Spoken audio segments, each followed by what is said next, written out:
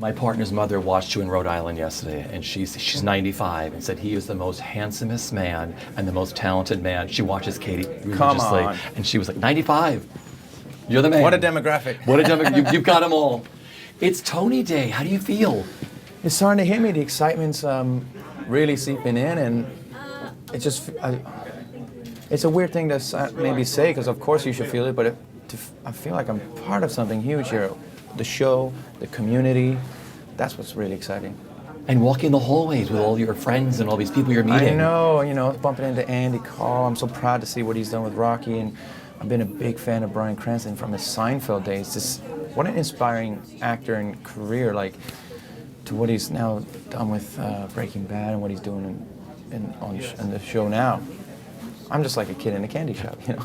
You know, this is the pinnacle. I know everyone who plays London says there's nothing like this. I mean, there isn't the press, the hype, the awards, nothing like the Tonys.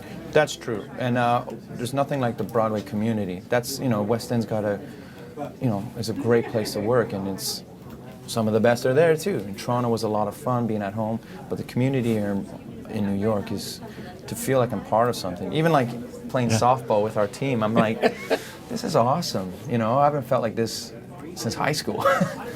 This has been a wild ride for you. You wanted to make your Broadway debut. You finally made it with this beautiful role in this gorgeous production of Les Mis, and you get a Tony nomination. Working on the show, what's it been like? It's been the craziest 2.5 months. I couldn't have asked for a better welcome. Up until the reviews and even more importantly, to see the show selling, which is the best thing of all. Everything now is bonus rounds, which I could never expected, and you just go for the ride now. Playing this role, is it magical, and working in this show, Les Mis? Absolutely. You're part of something spiritual. What was written originally, which the star of the show is the music and the8 That's something that's seeped in a lot of spirituality, and you see the audience pick that up. But also now, 9 years later, those who saw it as children are bringing their children.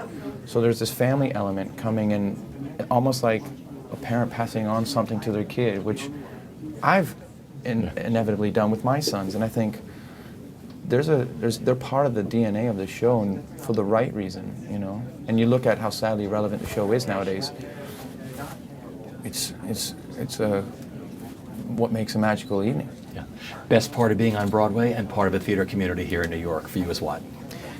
The community, the sort of like everyone here is to lift each other up. That's what is pretty extraordinary, and it's seeing other people get excited for things you're doing that you may take for granted or not think about, and you think, wow, people do care, and they get excited, so it just infuses you, and I think, man, I love going to work every day here.